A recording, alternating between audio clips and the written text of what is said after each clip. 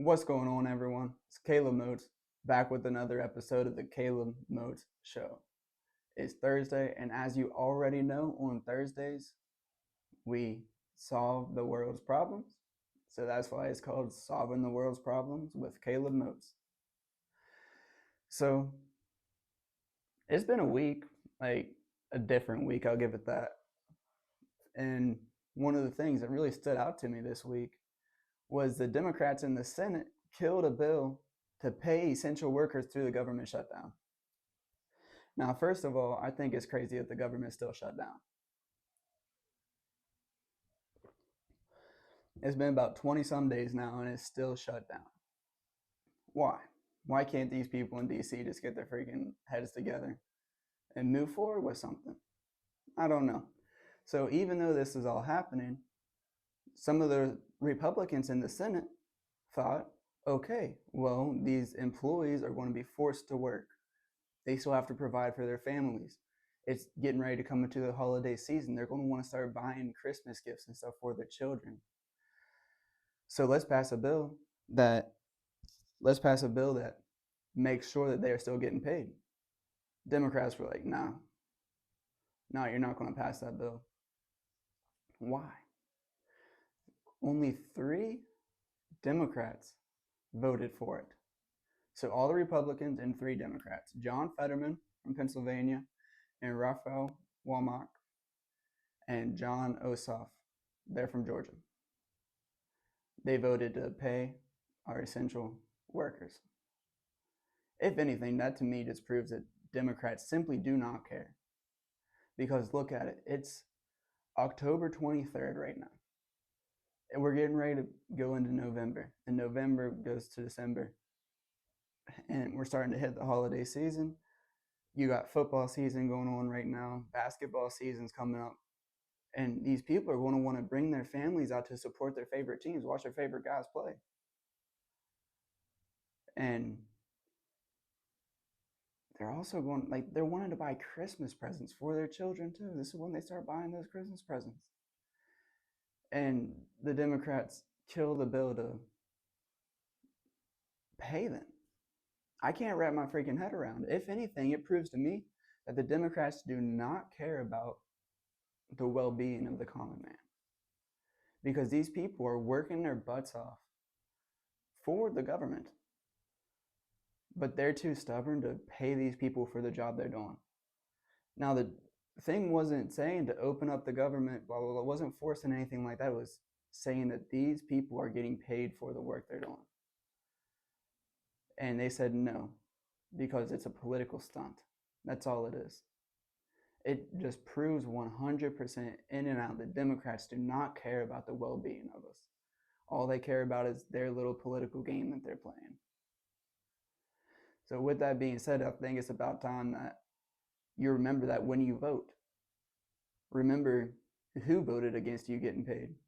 Because I don't want someone up there that's going to vote against me getting paid when I'm getting my paychecks. So just remember that when you vote next time. Look at who voted for this bill and who voted against it. Just keep that in your mind. Now, with that being said, I'm going to talk about one of the craziest news stories I've seen in a while. It has to do with the NBA and the mafia. Freaking wild. Basically, Hall of Famer Chauncey Billups, Terry Rozier plays for the Heat. They've been arrested, and more than 24 more have been arrested for it. What happened was they were playing poker, and they had these little cheating devices, and it was like a cheating shuffler. So when you shuffled, it told you what cards were where, who had the most cards. Some of them would wear contacts to be able to see through the cards, and then there would be x-ray tables. And so a lot of this information from the shufflers would go into a room away from the table.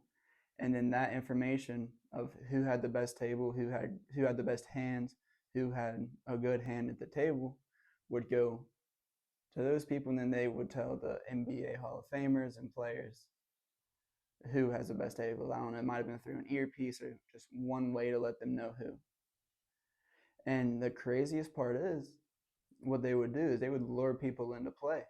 like, hey, you have a chance to play poker with NBA player Terry Rozier or NBA Hall of Famer Chauncey Billups. So any average person would be like, no way, that's freaking sick. Let's do it. So they would go there, and these players would they would win the money obviously because they have the information. They're cheating, and they would cheat these people out of thousands and thousands and thousands of dollars. Over all the time that they were doing it, it's gotten up into the $100 million, which that's freaking crazy.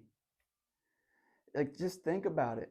Terry Rozier is on a 4-year, $96,258,000 contract. He's getting paid 20 some $1 million a year, but he would fake an injury so that he could go and play poker just to win maybe $10,000 from these people. And then whenever these people couldn't pay, because they're common people don't have an insane amount of money. Whenever these people couldn't pay those debts, they would end up getting the mafia to loan these people, and then whenever they couldn't pay them back, you know what the mafia does.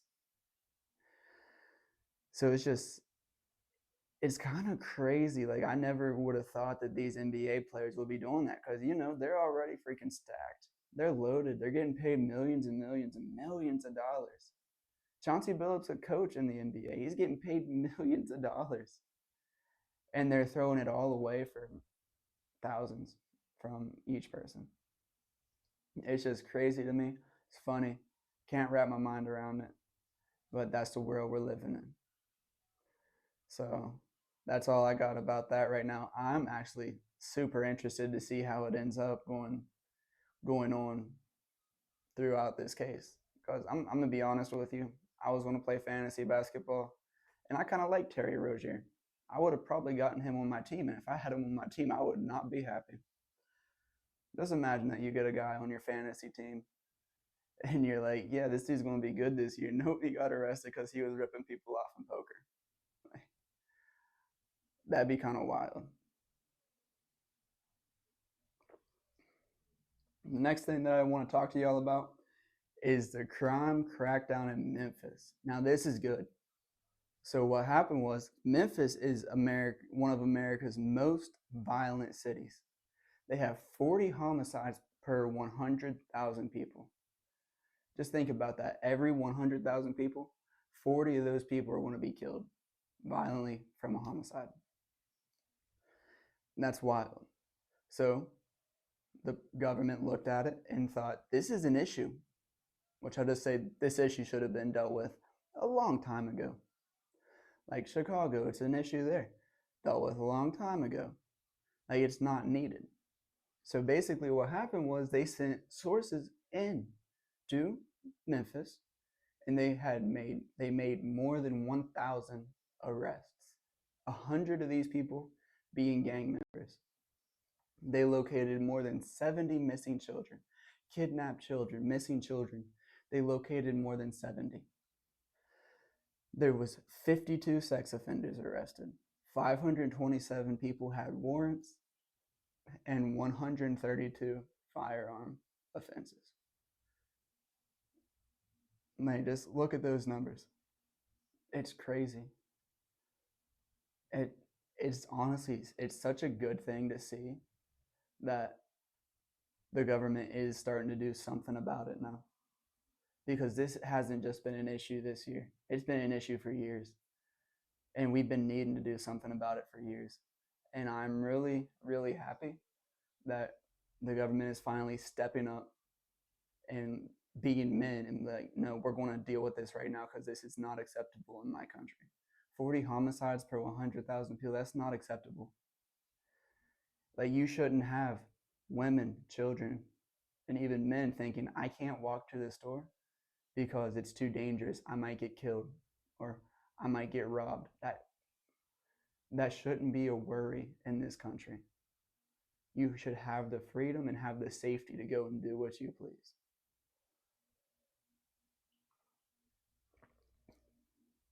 So I personally am looking forward to seeing if they find anything else, if they find any more. It's absolutely insane. And also, something that I want y'all to look at the illegal immigrant who was given a CDO and drove his truck and killed multiple people. it's a very, very sad thing. And we had an illegal immigrant from India come into the country, and he was given a real ID, a CDL. And this guy was driving, and everyone was stopped, and he just didn't even press on the brakes in that truck. It's about time that we look at those too, where these people are here illegally and they are killing our citizens. Like illegal to killing. It it just it leaves me speechless. I just try to put myself in their in the family's shoes where your mom, brother, sister, dad, whatever was killed because someone was here who shouldn't be here. Yep. And so that's all I got for the day. One thing I want to do say is make sure you pray for the Christians who are being persecuted. I know in Nigeria right now it's still really not good for them. The churches are still being burnt. They're being killed just because they're Christian. Go pray for all those people. Pray for the people in office right now. Pray that the Democrats get their head on straight and that we make it out of the other side of this whole shutdown.